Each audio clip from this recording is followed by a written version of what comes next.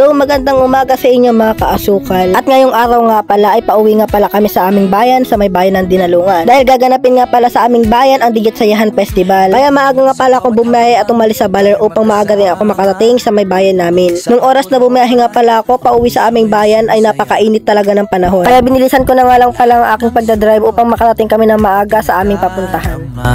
Ganda ng lugar, di mapapantayan.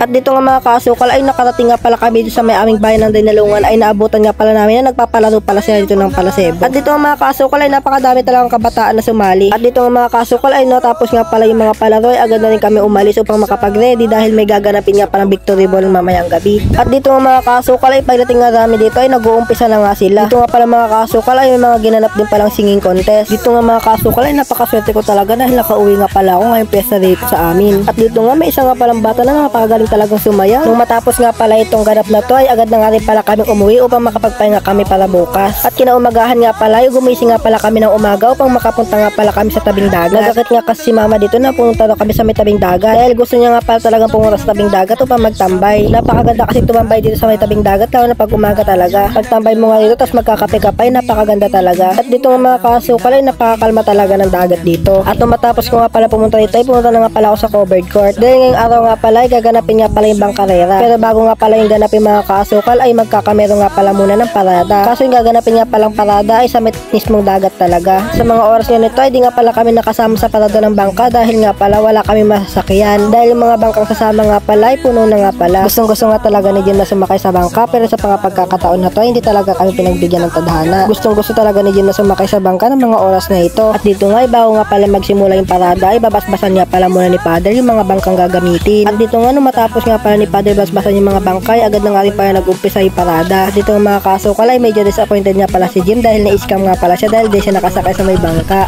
At pero kahit ganun nga pala mga kasukal ang nangyari ay masaya pa nga rin pala siya. At itong mga kasukal ay dahil di nga pala kami nakasama sa parada ng bangka ay umakyat na nga lang pala kami sa taas upang manood sa may cooking fest. Dahil dito nga pala ay may gaganapin nga palang cooking fest or paligsahan sa pagluluto. Dito nga mga kasukal ay ang mga contestants nga pala rito ay nagsimula sa may purok 1 hanggang purok 7. At bawat contestant ka dito mga kasukal ay napakagagaling talaga magluto. At dito nga mga kasukal ay may mga nauna na nga pala nakapagluto dito. Talaga napakagaling nga talaga nila magluto at nakakatakam talaga ng mga niluto nila. Hindi lang pala sila magagaling magluto kundi magagaling din pala sila mag-design sa mga plate. At dito nga mga kasukal yung ibang contestant nga pala ay nag-ready pa lang.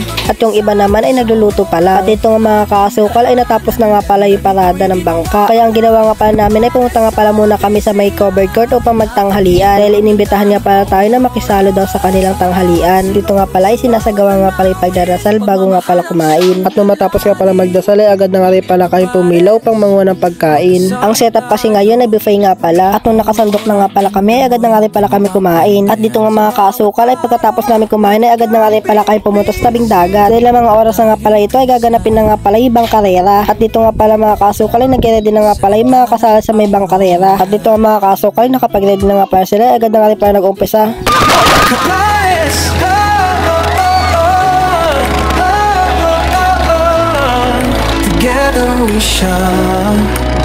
At dito mga kasukal ay 4 na bangka nga pala ang kasali. Dito nga pala ay talagang dikit na dikit yung laban nila. At dito mga kasukal ay 3 ikot nga lang pala dapat ang iikutan nila. Kaso ang ginawa nga pala ng iba ay 4 na ikot. Siya na nga yung dapat talo pero siya pa ang nanalo. At matapos nga pala ibang karera ay agad na nga rin pala kami umuwi upang makapaghanda nga pala sa gaganapin ng gabi ng mga maya. At syempre mga kasukal hindi kayo magpapahuli pag mga sayawan na ganito.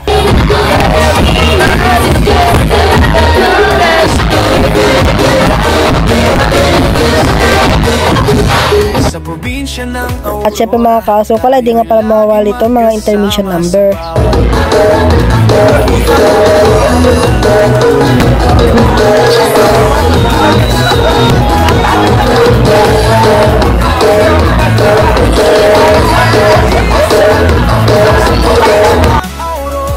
At nung matapos ka pa na sayawan na to ay di umuwi na nga rin pala kayo mga kaasukal. Hanggang dito na nga rin pala ang aking vlog mga kaasukal. Thank you for watching.